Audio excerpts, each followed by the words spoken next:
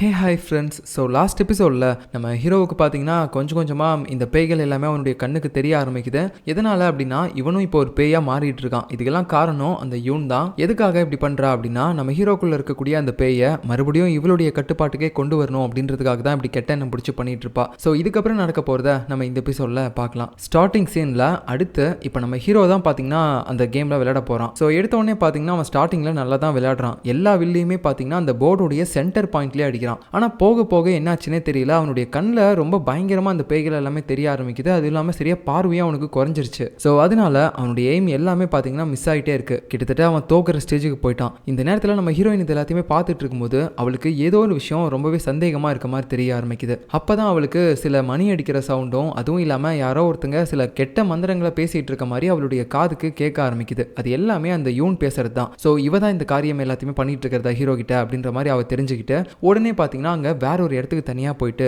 ஒரு மாதிரி மண்டிட்டு அவ பாட்டுக்கு நல்ல மந்திரங்களை சொல்ல ஆரம்பிக்கிறா. அதாவது நம்ம யூனுக்கு எதிரான மந்திரங்களை போட ஆரம்பிக்கிறா. இப்படி இவங்க ரெண்டு பேருமே மாறி மாறி ஒருத்தருக்கு ஒருத்தர் மந்திரங்களை சொல்லிக்கிட்டே இருக்கும்போது ஒரு கட்டத்துக்கு மேலே பார்த்தீங்கன்னா நம்ம யூனோட காதுலேருந்து ரத்தமே வந்துருச்சு. ஆனால் அவள் விடுற மாதிரியே இல்லை. அவளோட ஈகோ பார்த்தீங்கன்னா இவகிட்ட நம்ம தோக்கிறதா அப்படின்ற மாதிரி மறுபடியும் அந்த மந்திர வார்த்தைகளை சொல்லிக்கிட்டே இருக்கா. இதனால இந்த பக்கம் ஹீரோயினோட காதுலேருந்தும் ரத்தம் வர ஆரம்பிச்சிருச்சு. மாறி மாறி இப்படி ரெண்டு பேரும் மந்திரங்கள் சொல்லிக்கிட்டே இருக்கும்போது இந்த பக்கம் நம்ம யூன் போட்டிருந்த தடுப்பு எல்லாத்தையுமே தள்ளி விட்டுட்டு கடைசியில் நம்ம ஆளுங்க எல்லாருமே உள்ள வந்து நம்ம யூனோட மந்திரத்தை ஸ்டாப் பண்றாங்க. ஸோ நம்ம யூனோட மந்திரங்கள் ஸ்டாப் பண்ணதுனால நம்ம ஹீரோவுக்கு பார்த்தீங்கன்னா மறுபடியும் பார்வையெல்லாம் கொஞ்சம் சரியா தெரிய ஆரம்பிக்குது. அதுக்கப்புறம் அவன் நல்லபடியாக அதில் ஸ்கோர் பண்ண ஆரம்பிக்கிறான். எல்லாத்தையுமே சென்டர்லேயே அடிக்கிறான். அப்புறம் என்ன, அவன் தான் இந்த கேமோடைய வின்னர் வேற, அதனால அவனுக்கு கோல்டு மெடலையும் கொடுக்குறாங்க. ஸோ இந்த சந்தோஷமான மூமெண்ட்ஸை எல்லாருமே ஒன்னா சேர்ந்து செலிப்ரேட் பண்ணிட்டு இருக்காங்க. அதுலேயும் ஃபோட்டோ எடுக்கும்போது பார்த்தீங்கன்னா நம்ம ஹீரோவுக்கு அவன் பாட்டியோட ஞாபகம் தான் வருது. ஏன்னா இதுக்கு முன்னாடி அவன் பாட்டி கிட்ட தான் பார்த்தீங்கன்னா அவன் அந்த கோல்டு மெடலை போட்டு விட்டுருப்பான். பட் இருந்தாலும் அப்போ அவனுக்கு சப்போர்ட் பண்ணுறதுக்கு அவன் பாட்டி மட்டும்தான் இருந்தாங்க. ஆனால் இப்போ இவன் ஒரு கெட்ட சக்தின்னு சொல்லி யாருமே தள்ளி போல, எல்லாருமே இவனுக்கு சப்போர்ட் பண்ணி ரொம்ப ஃப்ரெண்டு மாதிரி இருக்காங்க. ஸோ அது வந்து இவனுக்கு ரொம்ப கொஞ்சம் மனசுக்கு ஆறுதலாக இருக்கு. அதுக்கப்புறம் பார்த்தீங்கன்னா நம்ம ஹீரோயின் கூட சேர்ந்து அவன் ஃபோட்டோ எடுக்கணும்னு நினைக்கிறான். அந்த நேரத்தில் நம்ம ஹீரோயினுக்கே பார்த்தீங்கன்னா அந்த மெடல்லாம் போட்டு விடுறான், அவன் பாட்டிக்கு போட்டு விட்ட மாதிரி. அப்புறம் அவ கூட சேர்ந்து ஒன்றா ஃபோட்டோ எடுக்கலாம் அப்படின்னு சொல்லி பார்க்கும்போது கரெக்டாக மறுபடியும் பார்த்தீங்கன்னா நம்ம ஜியோ இவங்க ரெண்டு பேரும் இப்படி விடக்கூடாது அப்படின்னு சொல்லிட்டு நடுவில் வந்து அவனும் ஃபோட்டோ எடுக்கிறேன் அப்படின்ற மாதிரி வந்துடுறான். இப்படி இவங்க எல்லாருமே சேர்ந்து ஜாலியாக இந்த இடத்துல ஃபோட்டோஸ் எடுத்துக்கிட்டு நல்லா ஒரு மெமரிஸை கிரியேட் பண்ணிட்டு இருக்காங்க. ஸோ இந்த ஃபங்க்ஷன் எல்லாமே முடிஞ்சதுக்கப்புறம் ஹீரோயின்கிட்ட ஹீரோ பேசிட்டு இருப்பானா, அந்த நேரத்தில் இவனுக்கு பேய்களை பார்க்கக்கூடிய சக்தி கிடைச்சிச்சு இல்லை இப்போ கொஞ்ச நேரத்துக்கு முன்னாடி.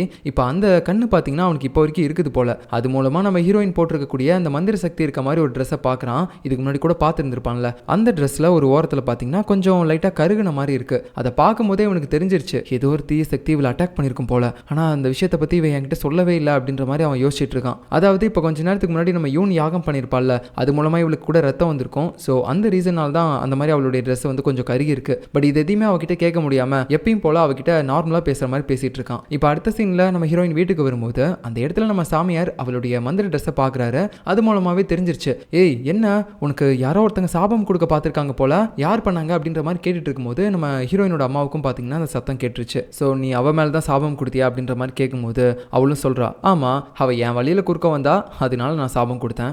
இங்க பாரு உன் பிரச்சனையில நான் தான் முக்கியமான ஆளு, அதனால நீ ஃபர்ஸ்ட் எதை பண்றதா இருந்தாலும் என் கிட்ட தான் பண்ணணும், எதுக்காக தேவையில்லாம அந்த சின்ன பொண்ணுகிட்ட இந்த மாதிரிலாம் பண்ற அப்படின்னு சொல்லும்போது என்னோட வழியை எதிர்க்கிறது யாரா இருந்தாலும் சரி நான் அவங்கள இப்படி தான் பண்ணுவேன், அது நீங்களா இருந்தாலும் சரி அது உங்களுக்கே தெரியும் அப்படின்ற மாதிரி சொல்லிட்டு இருக்கா. நம்ம அம்மாவையே பார்த்தீங்கன்னா ஒரு மாதிரி மிரட்டிட்டு இருக்கா. இதே நேரத்தில் நம்ம ஹீரோ பார்த்தீங்கன்னா அவன் பாட்டியோட சமாதிக்கு போயிட்டு அவன் இப்போ வாங்கியிருப்பான கோல்டு மெடலை அதை வந்து காட்டிக்கிட்டு இருக்கான். பாட்டி இங்கே பாருங்க நான் 2வது கோல்டு மெடல் வாங்கிட்டேன், ஆனால் இதை பார்க்கறதுக்கு நீங்கள் இல்லையே அப்படின்ற மாதிரி வருத்தத்தோட பேசும்போது அந்த இடத்துக்கு பார்த்தீங்கன்னா நம்ம ஹீரோயின் அம்மாவோட அந்த அக்கா இருக்காங்கல்ல கண்ணு தெரியாத மந்திரவாதி, அவங்க வராங்க. இதே நேரத்தில் இன்னொரு பக்கம் நம்ம ஹீரோயினோட அம்மா பார்த்தீங்கன்னா நம்ம யூனு அப்புறம் ஹீரோயின் இவங்க ரெண்டு பேருமே உட்கார வச்சு பேசிட்டு இருக்காங்க. அப்போ நம்ம ஹீரோயின் பார்த்தீங்கன்னா யூனை திட்டிட்டு இருக்கா, நீ சும்மாவே இருக்க மாட்டியா, இப்படிதான் ஏதாவது ஒரு பிரச்சனை பண்ணிக்கிட்டே இருப்பியா அப்படின்ற மாதிரி சொல்லும்போது நீ என் வழியில் குறுக்க வந்தா நான் உனக்கு அப்படி தான் பண்ணுவேன், இதெல்லாம் வெறும் சாம்பிள் மட்டும் தான், இதுக்கு மேலேயும் என்னை ஃபாலோ பண்ணிட்டு என்னை எதிர்த்து ஏதாவது நீ பண்ணின்னு வச்சுக்கோயேன், இதை விட மோசமான விஷயங்களை நீ சந்திக்க வரும் அப்படின்ற மாதிரி சொல்லும்போது உடனே பார்த்தீங்கன்னா நம்ம ஹீரோயினும் திட்டலாம் சொல்லி திரும்புவா. அப்போ அந்த நேரத்தில் அவளுக்கு பின்னாடி பார்த்தீங்கன்னா அவள் ஏதோ ஒரு பெரிய பொட்டியை கட்டிக்கிட்டு சுத்துற மாதிரி ஒரு இலூஷன் மூலமாக நம்ம ஹீரோயின் பார்க்குறா. இதெல்லாம் என்னன்னே தெரியலையே, இதெல்லாம் எதுக்கு நான் பார்க்குறேன் அப்படின்ற மாதிரி அவள் யோசிச்சுட்டு இருக்கும்போது நம்ம யூனு இந்த இடத்துல ஹீரோயினை வெறுப்பேற்றுறதுக்காக சில விஷயங்களை பேச ஆரம்பிக்கிறா. ஆமா இவங்க ஒன்று வளர்க்குறாங்களே அது எதுக்குன்னு நினைக்கிற, உன் மேலே இருக்க பாசத்தினாலையா, சேச்சா அந்த மாதிரிலாம் கிடையவே கிடையாது, இங்கே இருக்காங்களே உன்னோட வளர்ப்பம்மா அவங்க ஒரு காலத்துக்கு எனக்கும் வளர்ப்பம்மா தான் இருந்தாங்க, ஆனால் என்ன நான் உன் வயசு வரும்போது எனக்கு அவங்க கூட இருக்கிறது பிடிக்கல, என்னோட விஷயங்கள் எல்லாத்தையுமே அவங்க எதிர்க்க ஆரம்பிச்சாங்க, அதனால தான் நான் இவங்களை விட்டுட்டு ஓடி போயிட்டேன். அதுக்கப்புறம் தான் அவங்க மறுபடியும் குழந்தைய ஒன்று வளர்க்கணும் அப்படின்னு சொல்லி வேற வழியே இல்லாமல் எனக்கு பதிலாக உன்னை இந்த இடத்துக்கு கொண்டு வந்து வளர்த்தாங்க, புரியுதா புரியுதா? அப்படி இருக்கும்போது அவங்களுக்குலாம் உன் மேலே பாசமே கிடையாது. ஒரு குழந்தைய வளர்க்கணுமே அப்படின்ற மாதிரி சொல்லி தான் உன்னை வளர்த்துட்டு இருக்காங்க, புரிஞ்சுக்கோ அப்படின்ற மாதிரி சொல்லிடுறா. ஸோ இதனால நம்ம ஹீரோயினோட மனசே பார்த்தீங்கன்னா கொஞ்சம் உடஞ்சு போயிடுது. இதுக்கு நடுவில் நம்ம ஹீரோவை பார்க்கறதுக்கு அந்த கண்ணு தெரியாத மந்திரவாதி வந்திருப்பாங்கல்ல. ஸோ இவங்க வந்து பார்த்து ஹீரோ ஆச்சரியப்படுறான். அது மட்டும் இல்லாமல் இன்னொரு விஷயத்தையும் சொல்கிறான். இந்த மாதிரி என்ன காப்பாற்ற போயிட்டு ஹீரோயினுக்கு நிறைய பிரச்சனைகள் வர மாதிரி தெரியுது, அதனால நீங்கள் அவளை பார்த்துக்க முடியுமா அப்படின்ற மாதிரி கேட்குறான். எதனால் அப்படின்னா லாஸ்ட்டாக நம்ம ஹீரோயினோட அந்த மந்திர ட்ரெஸ்ல கொஞ்சம் கருகன மாதிரி இருந்திருக்கும்ல, அதை பார்த்துட்டு தான் இப்படி சொல்கிறான். ஸோ அதை கேட்டு அந்த பாட்டிமாவும், இங்கே பாரு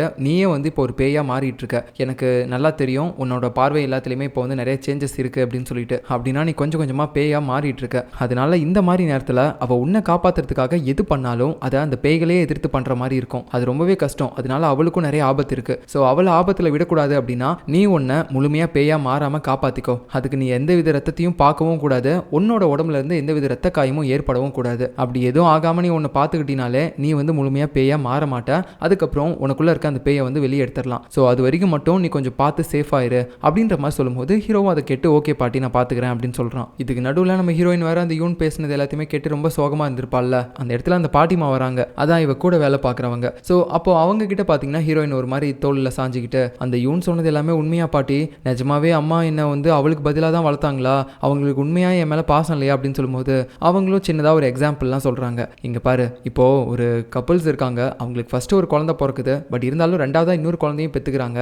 அப்படி இருக்கும்போது அவங்களுக்கு ஃபஸ்ட்டு குழந்தையும் ரெண்டாவது குழந்தையும் வெவ்வேறு மாதிரியே தெரியும், ரெண்டு குழந்தை மேலேயும் ஒரே மாதிரியான பாசம் தான் இருக்கும். அதே மாதிரி தான் உன்னோட அம்மா உன்னை தத்தெடுக்கும் போதும் உன் மேலேயும் தனியாக பாசம் வச்சுருந்தாங்க. ஸோ அதை வச்சு பார்த்தா அவளுக்கு பதிலாக தான் உன்னை வளர்த்தாங்க அப்படின்ற மாதிரிலாம் கிடையாது, உன் மேலேயும் அவங்களுக்கு தனி பாசம் ஒன்று இருக்குது, அதை புரிஞ்சுக்கோ அப்படின்ற மாதிரி சொல்லும்போது அப்போ தான் அவளுக்கும் நிம்மதியாக இருக்குது, ஒரு மாதிரி சரி அப்படின்ற மாதிரி சொல்லி கேட்டுட்டு இருக்கா. ஸோ அதுக்கப்புறம் பார்த்தீங்கன்னா நம்ம ஹீரோயினை மறுபடியும் ரூம்குள்ளே போய் படுக்கலாம் அப்படின்னு சொல்லி பார்க்கும்போது நம்ம யூனுடைய முதுகில் அந்த பொட்டியை தூக்கிட்டு இருக்க மாதிரி ஒரு இல்யூஷன் தெரியும்ல, அது மறுபடியும் இவளுக்கு தெரியுது. ஸோ ஒரு மாதிரி ரொம்ப குழப்பத்தோடய இதை பற்றி அவகிட்டே கேட்டுறா. ஏய் நீ எனக்கு மந்திரம் போட சொன்னால் என்ன பண்ணி தொலைஞ்ச? இப்போ எதோ என் கண்ணுக்கெல்லாம் தெரியுது, நீ ஏதோ ஒரு பொட்டியை கட்டிக்கிட்டு பிச்சைக்காரி மாதிரி சுற்றுற மாதிரிலாம் தெரியுது, என்ன அப்படின்ற மாதிரி கேட்கும்போது, ஓ உனக்கு அந்த மாதிரிலாம் தெரியுதா? நான் அவன் மேலே போட்டிருக்கக்கூடிய மந்திரம் அப்படி, என்னோட சக்தியை நான் உனக்கு கொஞ்சம் கொடுத்துருக்கேன், அதனால தான் இப்போ என்னோட பார்வையில் தெரியுற எல்லாமே உனக்கும் தெரியும் அப்படின்ற மாதிரி சொல்லும்போது நம்ம ஹீரோயினுக்கு இது சுத்தமாக பிடிக்கல. ஐயோ இவளுடைய பவர் எதுக்காக எனக்கு கொஞ்சம் கொடுத்தா அப்படின்ற மாதிரி சொல்லிட்டு ரொம்ப கோவத்தோடு அங்கிருந்து போகிறா. இப்போ அடுத்து நம்ம ஹீரோவும் அந்த கண்ணு தெரியாத மந்திரவாதி கிட்ட பேசி முடிச்சுட்டு வீட்டுக்கு தான் வந்துட்டு இருப்பான். அந்த நேரத்தில் பார்த்தீங்கன்னா அவன் கிளாஸில் இருக்க அந்த படிப்பாளி பையன் இருக்கான்ல, அவன் ஃபோனில் ஏதோ ஒரு மெசேஜை பார்த்துட்டு ரொம்ப பதட்டத்தோடு போயிட்டு இருக்கான். அது யார் பண்ணியிருக்காங்க அப்படின்னா அந்த புள்ளி பண்ணுற பசங்க இருக்கானுங்களா 2-3 பேர், இவனை அவனுங்க தான் வந்துட்டு இப்போ மறுபடியும் காசு கேட்டு ஒரு மாதிரி இவனை டார்ச்சர் பண்ணிட்டு இருக்கானுங்க போல. இன்னைக்கு நீ காசு எடுத்துகிட்டு வரலைன்னா உன்னை உண்டு இல்லைன்னு ஆக்கிடுவோம் அப்படின்ற மாதிரி சொல்லிட்டு இது எல்லாத்தையுமே பார்த்துட்டு ஒரு பதட்டத்தில் அவன் போகும்போது நம்ம ஹீரோவும் அவனை பார்க்குறானா. அப்போ அந்த நேரத்தில் அவன் பின்னாடியே பார்த்தீங்கன்னா இந்த சாகரத்துக்கு தூண்டி விடும்ல ஒரு பேயை, அந்த பேய் போயிட்டு இருக்குது. ஸோ இதை பார்த்தோன்னே அவனுக்கு ஒரு மாதிரி ஷாக் ஆயிடுச்சு, ஏன்னா இந்த பேய் டிஃப்ரெண்ட்டாக அவன் பின்னாடி மட்டும் போயிட்டே இருக்குது அப்படின்ற மாதிரி. ஏன்னா இப்போயும் அவன் கண்ணுக்கு பேய்கள்லாம் தெரியுது, பட் இருந்தாலும் அந்த பேய் மட்டும் கொஞ்சம் டிஃப்ரெண்ட்டாக அவன் பின்னாடி ஃபாலோ பண்ணிட்டு போகிறது இவனுக்கு கொஞ்சம் வியர்டாக இருக்குது. அது என்னன்னே தெரியாமல் அவன் ஒரு மாதிரி ஆச்சரியத்தோடு பார்த்துக்கிட்டு இருக்கான். இப்போ அதுக்கடுத்து அவன் வீட்டுக்கு போகிறான், நம்ம ஹீரோயினோட வீட்டுக்கு தான். அந்த இடத்துல போய் பார்க்கும்போது அவள் ஒரு மாதிரி டென்ஷனாக தலையை பிடிச்சிட்டு உட்காந்துக்கிட்டு இருக்கா. அதான் கடைசியாக அந்த யூன் அவளுக்கு எதிராக மந்திரம் போட்டதுலேருந்து அவளுடைய காதில் ரத்தம்லாம் வந்துச்சுல்ல, அப்போலேருந்து இப்படி தான் தலை வலிச்சிட்டு இருக்குது போல. ஸோ இவள் இப்படி உட்காந்துட்டு இருக்கிறத பார்த்துட்டு இவளை ஏதாவது ஒன்று பண்ணி கொஞ்சம் சந்தோஷப்படுத்தணும் அப்படின்னு சொல்லிட்டு அவளுடைய திங்ஸ் எல்லாத்தையுமே நம்ம ஹீரோ எடுத்து பார்த்துக்கிட்டே இருப்பான். அப்போ அந்த நேரத்தில் பார்த்தீங்கன்னா நம்ம ஹீரோவை 21 நாள் வரைக்கும் காப்பாற்றணும் அப்படின்னு சொல்லி அவள் பார்த்தீங்கன்னா ஒரு பெரிய காலம் மாதிரி ஒன்று போட்டு வச்சிருப்பா. அது எல்லாத்தையுமே அவன் பார்க்குறான். ஒவ்வொரு நாளும் என்னென்ன பேய்கிட்ட இருந்தெல்லாம் அவள் காப்பாற்றினா அப்படின்றதெல்லாம் பார்த்துட்டு அதை பார்த்து அவன் கலாச்சிட்டு இருக்கும்போது இவளுக்கு ஒரு மாதிரி காண்டாயிருது. என்றைக்கும் இல்லாமல் நம்ம ஹீரோவை பார்த்தீங்கன்னா இப்போ ரொம்ப கோவத்தோட, ஏய் அதை ஃபர்ஸ்ட் கூட தேவையில்லாத விஷயத்தெல்லாம் தலையிடாத அப்படின்ற மாதிரி கொஞ்சம் மூஞ்சில் அடிச்ச மாதிரி பேசிட்டு அதை வாங்கிட்டு போயிடுறா. நம்ம ஹீரோவுக்கு ஒரு மாதிரி ஆயிடுது. அதுக்கப்புறம் பார்த்தீங்கன்னா 2 பேரும் கையை பிடிச்சிட்டு தான் தூங்க ஆரம்பிக்கிறாங்க. ஏன்னா இவன் அந்த உடம்புல எழுதின மந்திர வார்த்தைகள் எல்லாமே பார்த்தீங்கன்னா இன்னைக்கு ஒரு நாள் மட்டும் தான் வேலை செய்யும். அதாவது இன்னைக்கு மட்டும்தான் நம்ம ஹீரோ கான்சியஸில் இருப்பான். நாளைக்கு காலையிலேருந்து அவனை டச் பண்ணாமல் இருந்தால் அவன் கண்டிப்பாக அந்த பேயாக தான் சுற்றுவான். ஸோ அதனால தான் இப்போ தூங்கும் போதே டச் பண்ணிட்டே தூங்குறாங்க. அப்போ நம்ம ஹீரோயினும் என்னை மன்னிச்சிரு, நான் தேவையில்லாமல் உங்ககிட்ட அப்படி கத்திட்டேன் அப்படின்ற மாதிரி மன்னிப்பு கேட்டுட்டு இருப்பா. சரி ஓகே நானும் மன்னிச்சிட்டேன் அப்படின்ற மாதிரி இவர் பேசும்போது திடீர்னு பார்த்தீங்கன்னா அவள் கொரட்டை விட்டு தூங்க ஆரம்பிச்சிட்டா. அதுக்கப்புறம் உருண்டுக்கிட்டு நம்ம ஹீரோகிட்டையும் வந்து படுத்துட்டா. அப்புறம் என்ன 2 பேரும் பார்த்தீங்கன்னா அப்படியே கட்டி பிடிச்சிட்டே ஒன்றா தூங்குறாங்க. அடுத்த நாள் காலையில் எடுத்த உடனே பார்த்தீங்கன்னா என்னடா நடக்குதுங்க அப்படின்ற மாதிரி ஒரு வாய்ஸ் கேட்குது. என்னடா அப்படின்னு பார்த்தா நம்ம ஹீரோயினோட அம்மா தான் வந்துட்டு இவங்க 2 பேரும் ஒன்றா கட்டி பிடிச்சிட்டு இருக்கிறத பார்த்துட்டாங்க போல. ஸோ அப்படியே பார்த்தோன்னே நம்ம ஹீரோயினும் ஜர்க் அடிச்சுட்டு பின்னாடி போயிட்டா. அதுக்கப்புறம் நம்ம ஹீரோவை போட்டு அவங்க அடிச்சிட்டு இருக்காங்க. ஏன்டா உனக்கு எவ்வளோ தைரியம் இருந்தால் என் பொண்ணோட இப்படி கட்டி பிடிச்சிட்டு படுப்ப அப்படின்ற மாதிரி. ஸோ இப்போ அடுத்த நாள் ஆயிடுச்சு இல்லை, நம்ம ஹீரோயினும் டச் பண்ணாமல் இருக்கா. அதனால இப்போ நம்ம ஹீரோவோட உடம்புல அந்த பேய் தான் இருக்குது. உடனே பார்த்தீங்கன்னா ஐயே என்ன எதுக்காக அடிக்கிறீங்க, இது எல்லாத்துக்குமே காரணம் அந்த பைத்தியக்காரன் தான், அவன் அடிங்க அப்படின்னு சொல்லிட்டு மறுபடியும் இந்த சண்டையில் நம்ம ஹீரோவை மாட்டி விடணும் அப்படின்றதுக்காக நம்ம ஹீரோயினை டச் பண்ணுறதுக்காக அந்த பேய் போகிறான். ஸோ காலையில் எழுந்திரிச்சோன்னு இப்படி காமெடி நடந்ததுக்கப்புறம் நம்ம ஹீரோவும் ஹீரோயினும் மறுபடியும் பார்த்தீங்கன்னா டிப் டாப்பாக ஸ்கூலுக்கு கிளம்புறாங்க. இன்னைக்கு இவங்க எல்லாருக்கிட்டையுமே பார்த்தீங்கன்னா ஒரு எக்ஸாம் மாதிரி ஒன்று நடத்துகிறாங்க. அதாவது இவங்க எல்லாருக்கும் ஒரு ஆசை இருக்கும்ல, பெரியவனானா என்னவா ஆகணும் அப்படின்னு சொல்லிட்டு அந்த ஆசை எல்லாத்தையுமே எழுத சொல்கிறாங்க. அதனால எல்லாருமே பார்த்தீங்கன்னா அதை எழுதிட்டு இருக்காங்க. கடைசியில் அந்த பேப்பர்லாம் கலெக்ட் பண்ணதுக்கப்புறம் இவங்க எல்லாரோட ஆசையும் அந்த கிளாஸ் சார் வந்து படித்து பார்த்துட்டு இருக்காரு. அதில் நம்ம ஹீரோ ஹீரோயின் இவங்க 2 பேரோட ஆசையை பார்த்துட்டு அவர் ரொம்ப கடுப்பாயிட்டாரு. மென்டலுங்களா, என்ன எழுதி வச்சுக்கிறீங்க, இந்த கர்மத்தை கொஞ்சம் எல்லாருக்குமே கேட்குற மாதிரி சொல்லுங்க அப்படின்ற மாதிரி அவர் சொல்ல நம்ம ஹீரோயினும் ஃபர்ஸ்ட் வந்துட்டு பேச ஆரம்பிக்கிறா. அவளுடைய ஆசை என்ன எழுதி வச்சிருக்கா அப்படின்ட்டு. அதாவது அவள் காலேஜ் போகணும், 2 டிகிரி முடிக்கணும். அது என்ன டிகிரியாக இருந்தாலும் பரவாயில்ல, என்ன குரூப்பாக இருந்தாலும் சரி பரவாயில்ல, அதை முடிச்சுட்டு கையில் அந்த டிகிரியை வாங்கிட்டு தலையில் குல்லாவையும் மாட்டிக்கிட்டு ஒரு போஸ்ட் கொடுக்கணும், அதான் என் ஆசை அப்படின்ற மாதிரி அவர் சொல்லியிருப்பா. என்ன ஒரு கேவலமான ஆசை, சரி அப்படி நீ வாடா உன்னோட ஆசையும் சொல்லு எல்லாம் கேட்கட்டும் அப்படின்னு சொல்லும்போது நம்ம ஹீரோவும் பார்த்தீங்கன்னா அதை சொல்ல வரான். பட் அதுக்கப்புறம் பார்த்தீங்கன்னா உடனே இல்லை அப்படின்னு சொல்லிட்டு உடனே போய் உட்காந்துடுறான். ஆக்சுவலாக இது எல்லாமே நம்ம ஹீரோ கிடையாது, அந்த பேய் தான். ஏன்னா நம்ம ஹீரோயினும் டச் பண்ணாமல் இருக்கான்ல. ஸோ இப்போ அந்த பேய் அவன் முன்னாடி எழுதி வச்சிருந்த அந்த ஆசையை வந்து அழிச்சிட்டு வேற ஆசையை எழுதி வைக்கலாம் அப்படின்னு பார்க்கும்போது நம்ம ஹீரோயின் பார்த்தீங்கன்னா அதை பிடிங்கி படிக்க ஆரம்பிக்கிறா. நான் வந்து பெரியவன் ஆகணும் அப்படின்னு சொல்லி அதில் எழுதியிருக்கான். இதை பார்த்தோன்னே ஹீரோயினுக்கு இதெல்லாம் ஒரு ஆசையாடா அப்படின்ற மாதிரி அதை பார்த்துட்டு இருக்கா. அப்போதான் அவளுக்கு தெரியுது அந்த பேய் வந்து சின்ன குழந்தையா இருக்கும்போது செத்து போயிட்டான் போல. அதனால தான் இப்போ பெரிய பையன் ஆகணும் அப்படின்றத ஒரு ஆசையாக இவன் எழுதியிருக்கான் அப்படின்ற மாதிரி நம்ம ஹீரோயினுக்கு தெரிய வருது. ஸோ அந்த நேரத்தில் பார்த்தீங்கன்னா அந்த படிப்பாளி பையன் இருக்கான்ல, அவனுக்கு பின்னாடி இருக்க அந்த சாகர எண்ணத்தை தூண்டக்கூடிய அந்த பேயை நம்ம ஹீரோயினும் பார்த்துடுறா இப்போ. ஸோ ஒன்ஸ் அந்த பேய் ஒருத்தங்களை ஃபாலோ பண்ணுதுன்னா அதுக்கான மீனிங் என்ன அப்படின்னு சொல்லி நம்ம ஹீரோயினுக்கு தெரியும்ல. அதனால பார்த்தீங்கன்னா இப்போ அவ அந்த படிப்பாளி பையனை எப்படியாவது காப்பாற்றணும் அப்படின்னு சொல்லிட்டு கையில் கொஞ்சம் பார்த்தீங்கன்னா உப்பெல்லாம் எடுத்துகிட்டு போயிட்டு இருக்கா. ஏன்னா அது போட்டால் பேய் ஓடி போயிடும் அப்படின்னு சொல்லிட்டு. ஆனால் அந்த நேரத்தில் நம்ம ஹீரோயினோட உடம்பு பயங்கர சூடாக இருக்கிறத நம்ம ஹீரோ நோட் பண்ணுறான். உனக்கு உடம்பு சரியில்லைன்னு நினைக்கிறேன், நீ போய் ரெஸ்ட் எடுக்கணும் அப்படின்னு சொல்லும்போது ஆமாம், பட் இருந்தாலும் அந்த பையன் எங்கே இருக்கான்னு சொல்லி கண்டுபிடிக்கணும், அவனுக்கு பின்னாடி ஒரு பேய் சுற்றிட்டு இருக்குது அப்படின்ற மாதிரி அவர் சொல்லி தேடிட்டு இருக்கும்போது இன்னொரு பக்கம் நம்ம யூன் இருக்கால, அவளுக்கு நேற்று நைட்டு நம்ம ஹீரோயின் சொன்னதான் ஞாபகம் வந்துகிட்டே இருக்கு. அவள் என்ன என் பின்னாடி ஏதோ பெரிய பாக்ஸை நான் கட்டிக்கிட்டு அலையிறதா சொன்னா, அது என்ன பாக்ஸு அப்படின்னு சொல்லிட்டு ஒரு மாதிரி யோசிச்சுக்கிட்டே இருக்கா. அதாவது நம்ம யூனுக்கே அதுக்கான மீனிங் என்ன அப்படின்னு சொல்லி தெரியல. ஏன்னா இவளுக்கே அது புதுசாக தான் இருக்கு. அது என்னவா இருக்கும் அப்படின்னு சொல்லி யோசிச்சுட்டே இருக்கும்போது அப்பதான் அவளுக்கு ஸ்ட்ரைக் ஆகுது. ஒருவேளை என் குழந்தையோட சமாதியா இருக்குமா அது அப்படின்ற மாதிரி அவ கண்டுபிடிக்க, இதே நேரத்தில் இந்த பக்கம் நம்ம ஹீரோயினோட அம்மா இருக்காங்கல்ல, அவங்க கடவுள்கிட்ட கேண்டில்ஸ்லாம் ஏற்றி வச்சு வழிபடலாம் அப்படின்னு சொல்லி நினைக்கிறாங்க. ஆனால் ஒரு கேண்டில் தான் பத்துது, இன்னொரு கேண்டில் பத்தவே மாட்டேங்குது. அது மூலமா அவங்களும் ஒரு விஷயத்தை தெரிஞ்சுக்கிறாங்க. அப்படின்னா என்னோட 2 குழந்தைங்கள நான் ஒரு குழந்தைய தான் காப்பாற்ற முடியுமா அப்படின்ற மாதிரி அவங்க நினச்சிக்கிட்டு கேட்குறாங்க அந்த கடவுள்கிட்டயே. அதாவது நம்ம யூன் இல்லை ஹீரோயின் இவங்க 2 பேர்ல யாராவது ஒருத்தங்களை தான் காப்பாற்ற முடியும் அப்படின்ற மாதிரி இது மூலமா நமக்கு தெரிய வருது. ஸோ அதுக்கப்புறம் யூன் இந்த இடத்துக்கு வந்து இவங்க கிட்ட பயங்கரமாக கதறி கதறி அழுகிறா. அங்கே இருக்க பொருள் எல்லாத்தையுமே பார்த்தீங்கன்னா தள்ளி விடுறா. உங்களால் எப்படி இதை பண்ண முடிஞ்சிச்சு, எப்படி என்கிட்ட போய் சொல்ல முடிஞ்சிச்சு, என் குழந்தை என் பின்னாடி தான் இருக்குது, அதை தான் நான் கட்டிக்கிட்டு இத்தனை வருஷமா அலைஞ்சிட்டு இருந்திருக்கேன், இதை வந்து நீங்க ஏன் என்கிட்ட சொல்லவே இல்லை, இறந்து போன என் குழந்தையோட பிணத்தை இத்தனை வருஷமா நான் கட்டிட்டு அலைஞ்சிருக்கனே அப்படின்ற மாதிரி அவ சொல்லிக்கிட்டே இருக்கும்போது அவங்களும் சொல்றாங்க, ஏன்னா இது நம்ம கடவுள் உனக்கு கொடுத்த பனிஷ்மெண்ட், அவரை எதிர்த்து இறந்து போனவங்களை நீ உயிரோட கொண்டு வரணும் அப்படின்னு நினைச்சு சில கெட்ட யாகங்கள்லாம் பண்ணல, அதுக்கு உனக்கு கொடுக்கப்பட்ட தண்டனை தான் அது, அதனால தான் இத்தனை வருஷமா உன் குழந்தையோட சவப்பெட்டியை நீ பின்னாடி கட்டிக்கிட்டு அலையிற அப்படின்ற மாதிரி சொல்லும்போது அதை அவளால் ஏற்றுக்கவே முடியல. ஒரு மாதிரி அங்கே இருக்கக்கூடிய கத்திரிக்கோள்லாம் எடுத்து பார்த்தீங்கன்னா எல்லா இடத்தையுமே கிழிச்சிக்கிட்டு அழுதுட்டு இருக்கா. அப்போ அந்த நேரத்தில் அங்கே வந்து நம்ம பாட்டிமாவும் அந்த சாமியாரும் தான் அவளை பிடிச்சி கொஞ்சம் சமாதானப்படுத்துறாங்க. இதே நேரத்தில் நம்ம ஹீரோயினை அந்த படிப்பாளி பையனை கண்டுபிடிச்சா அவனை காப்பாற்றணும் அப்படின்னு சொல்லி யோசிச்சுட்டே இருந்தவ அவளுக்கு இப்போ உடம்பு ரொம்ப முடியாமல் போயிடுச்சு. பயங்கரமாக அப்படியே உடம்புலாம் சுடவும் ஆரம்பிக்குது. அப்போ அந்த நேரத்தில் அங்கே நம்ம ஹீரோ பார்த்தீங்கன்னா கண்ணாடியில் இருக்கக்கூடிய அந்த பேய் கிட்ட பேச ஆரம்பிக்கிறான். அந்த பேய் என்ன சொல்லுதுன்னா, டேய் அவளுக்கு எதுவும் ஆகாமல் நல்லபடியாக பார்த்துக்க மாட்டியாடா நீ, இங்கே பாரு அவள் எப்படி முடியாமல் இருக்கா பாரு, அவளை இந்த மாதிரியான வேலையெல்லாம் நீ செய்ய வைக்காத அப்படின்ற மாதிரி சொல்லிட்டே இருக்கும்போது ஹீரோயின் பார்த்தீங்கன்னா டக்குன்னு மயக்கமடைகிற அளவுக்கு போயிடுறா. ஸோ உடனே அந்த இடத்துல நம்ம ஹீரோ அப்படியே தாங்கி பிடிக்கிறான். ஐயோ என்னாச்சுன்னு தெரியலையா இவளுக்கு அப்படின்ட்டு. கட் பண்ணால் இந்த பக்கம் நம்ம யூன் பார்த்தீங்கன்னா ஓரளவுக்கு சமாளிச்சிட்டாங்க. பட் இருந்தாலும் அவள் அங்கேயும் இங்கேயும் பொருளை தட்டி விட்டதில் அவளுடைய கையில் கொஞ்சம் காயம் ஏற்பட்டிருக்கு. அந்த காயத்துக்கான கட்டை பார்த்தீங்கன்னா இப்போ இவங்க போட்டு விட்டுட்டு இருக்காங்க. அப்போ அவள் அழுதுகிட்டே இருக்கும்போது அவளை சமாதானப்படுத்துறதுக்கு நம்ம ஹீரோயினோட அம்மாவும், உனக்கு நிறைய வழிகள் இருக்குது அப்படின்றது எனக்கு நல்லாவே தெரியுது, அது எல்லாத்தையும் வெளிப்படுத்தியே ஆகணும் அப்படின்னா என் மேலே கூட பண்ணு சரியா, உனக்கு ஏதாவது சாபம் கொடுக்கணும் அப்படின்ற மாதிரி தோணுச்சுன்னா கூட அது என் மேலே கொடு, ஆனால் இப்போ இந்த காயத்துக்கு கட்டு போட விடு அப்படின்னு சொல்லிட்டு அவங்க பார்த்தீங்கன்னா அந்த கட்டை போட்டு விட்டுட்டு இருக்காங்க. கட் பண்ண அடுத்த சீனில் அந்த படிப்பாளி பையனை மறுபடியும் பார்த்தீங்கன்னா பயங்கரமாக மெசேஜ்லாம் பண்ணி டார்ச்சர் பண்ணுறாங்க. என்ன பண்ணுறதுனே தெரியாமல் ஒரு மாதிரி அழுதுகிட்டு இருக்க.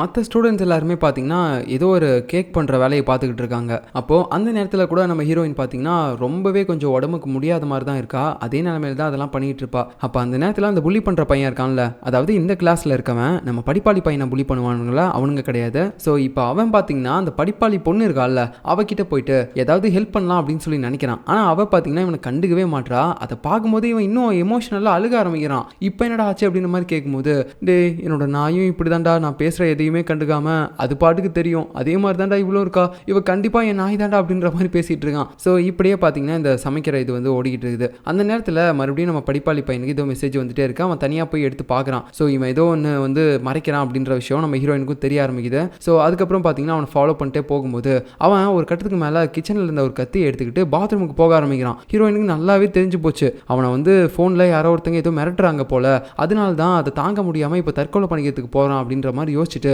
அவனை ஃபாலோ பண்ணிட்டே போகிறா, அவனை காப்பாற்றணும் அப்படின்னு சொல்லிட்டு. ஏன்னா அந்த பேயும் அவன் பின்னாடியே தான் போயிட்டு இருக்குது. அந்த நேரத்தில் நம்ம ஹீரோவும் அவன்லாம் எதுவுமே பண்ணிக்க மாட்டான், ஒழுங்கா வா வா அப்படின்னு சொல்லிட்டு நம்ம ஹீரோயினை பார்த்தீங்கன்னா இழுக்கு தான் பார்க்குறான். ஆனால் ஹீரோயின் அதை கேட்குற மாதிரி தெரியல, அவனை காப்பாற்றியே ஆகணும் அப்படின்னு சொல்லி ஹீரோவோட கையை தட்டி விட்டுட்டு அவள் பாட்டுக்கு பார்த்தீங்கன்னா அந்த ஜென்ஸ் பாத்ரூம்குள்ளே போகிறா. ஸோ இந்த நேரத்தில் நம்ம ஹீரோவோட உடம்புக்குள்ளே மறுபடியும் அந்த பேய் வந்துருச்சு. ஏன்னா ஹீரோயின் தான் கையை தட்டி விட்டால, ஐயோ இப்போ வேறு வழியே இல்லை, ஹீரோயின் கிட்ட அந்த பேய் எதுவும் பண்ணிடக்கூடாது, அதுக்கு ஃபஸ்ட்டு நான் அவளை காப்பாற்றணும் அப்படின்னு சொல்லிட்டு இப்போ அந்த பேய் பார்த்தீங்கன்னா உள்ளே போகிறான். அப்போ அந்த நேரத்தில் நம்ம ஹீரோயினும் அவனை தடுத்து நிறுத்தும் போது டக்குன்னு பார்த்தீங்கன்னா ஹீரோவோட ஆன்மா உள்ளே வந்துடுது. அந்த நேரத்தில் அங்கே இருந்த கண்ணாடியிலேருந்து பார்த்தீங்கன்னா அந்த பேய் வந்து பேசிகிட்டு இருக்கு நம்ம ஹீரோ கிட்ட, டேய் அவளுக்கு மட்டும் ஏதாவது ஒன்று ஆச்சு, நான் உன்னை சும்மா விட மாட்டேன் அப்படின்ற மாதிரி மிரட்டும் போது, சரி ஓகே ஃபஸ்ட்டு நம்ம இந்த படிப்பாளி பையனை காப்பாற்றிடலாம் அப்படின்னு சொல்லிட்டு நம்ம ஹீரோ பார்த்தீங்கன்னா அந்த கதவை உடைச்சிட்டு அவங்ககிட்ட வந்து கத்துறான், டே இங்கே பாரு, இந்த மாதிரி ஒரு முடிவு எடுக்கிறதுலாம் வந்துட்டு ஃபஸ்ட்டு தப்பு, வாழ்க்கையில் இன்னும் நீ பார்க்க வேண்டியது நிறைய இருக்குது, இந்த சின்ன விஷயத்துக்கெல்லாம் போயிட்டு நீ இந்த மாதிரி முடிவு எடுக்கக்கூடாது அப்படின்ற மாதிரி பேசிகிட்டே பார்த்தீங்கன்னா டக்குன்னு போய் அவனுடைய கத்தியை பிடுங்க பார்க்குறானா.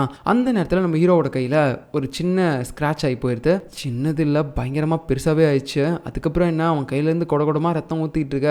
அந்த நேரத்தில் தான் அந்த கண்ணு தெரியாத பாட்டிமா சொன்னதை யோசிச்சு பார்க்குறான், உனக்குள்ளே இருக்க பேயை வெளியே எடுக்கிற வரைக்கும் உன்னோட உடம்புல இருந்து எந்தவித ரத்தமும் கீழே சிந்தக்கூடாது, அதே சமயம் நீ ரத்தத்தையும் பார்க்கக்கூடாது அப்படின்ற மாதிரி சொல்லியிருப்பாங்க. இப்போ இங்கே ரெண்டுமே நடந்து போச்சு. இவன் ரத்தத்தையும் பார்த்துட்டான், அவனுடைய ரத்தத்தை கீழே சொட்டவும் செஞ்சுட்டான். அதுக்கப்புறம் அவன் அப்படியே மயக்கம் போட்டு விழுந்துடுறான். இந்த நேரத்தில் பார்த்தீங்கன்னா டக்குன்னு வேற அவன் எந்திரிக்கிறான். என்னடா ஆச்சு அப்படின்னு பார்த்தா அவன் மெடிக்கல் ரூமில் இருக்கான். அவன் கையை பிடிச்ச மாதிரியே ஹீரோயினும் பக்கத்தில் இருந்திருக்கா. அப்போ நம்ம ஹீரோயினும் எழுந்திரிச்சிட்டு நல்ல வேலை உனக்கு எதுவும் ஆகலை அப்படின்னு சொல்லிட்டு இருக்கும்போது நம்ம ஹீரோவும் அப்படியே ஹீரோயினோட கன்னத்தில் கை வச்சு பார்க்குறான். பார்த்தா பயங்கரமாக சூடாக இருக்குது. அப்போ தான் அவனுக்கு தெரியுது ஹீரோயினுக்கு பயங்கரமாக காய்ச்சல் இருக்குது அப்படின்னு சொல்லிட்டு. உடனே பார்த்தீங்கன்னா சைக்கிளே எழுதிட்டு போகிறான் நம்ம ஹீரோயினை வீட்டுக்கு. அப்புறம் அங்கே வச்சு அவளை நல்லபடியாக பார்த்துக்கிறான். ஒரு 2-3 நாள் கிட்ட பார்த்தீங்கன்னா அவன் ஸ்கூலுக்கே போக கிடையாது. வீட்டில் இருந்து நம்ம ஹீரோயினை நல்லா பத்திரமா பார்த்துக்கிறான். அவளுக்கு தேவையானது எல்லாத்தையுமே பண்ணுறான். அவளுக்கு சாப்பாடு கொடுக்கறதுலேருந்து சுடுதண்ணி வச்சு கை காலெல்லாம் அழுக்கு எடுக்கிற வரைக்கும் எல்லாத்தையுமே பார்த்தீங்கன்னா நல்லபடியாக அவன் பண்ணுறான். இப்படியே போயிட்டு இருக்கும்போது நம்ம ஹீரோயின் பார்த்தீங்கன்னா ஒரு நாள், டேய் நீ என்னையே பார்த்துக்கிட்டீங்கன்னா உன் வில் வித் ப்ராக்டிஸ்லாம் யார் பாப்பா, வா வா போய் பார்க்கலாம் அப்படின்னு சொல்லிட்டு 2 பேரும் அப்படியே டச் பண்ணிட்டு இருக்க மாதிரியே ப்ராக்டிஸ்லாம் பண்ணுறாங்க. நம்ம ஹீரோ பார்த்தீங்கன்னா எல்லா வில்லையுமே கரெக்டாக சென்டர் பாயிண்ட்லேயே அடிக்கிறான். அதுக்கப்புறம் 2 பேரும் ஒன்றா சேர்ந்து க்ளீன் பண்ண பார்க்கும்போது அந்த நேரத்தில் அப்படியே தடுமாறி ஒருத்தர் மேலே ஒருத்தர் விழுந்துட்டாங்க. கிட்டத்தட்ட கிஸ் பண்ணுற ரேஞ்சுக்கே போயிட்டாங்க. ஸோ அந்த நேரத்தில் பார்த்தீங்கன்னா ஹீரோயினும், டேய் அவன் எங்க, ஹீரோ எங்கடா அப்படின்ற மாதிரி கேட்குறா.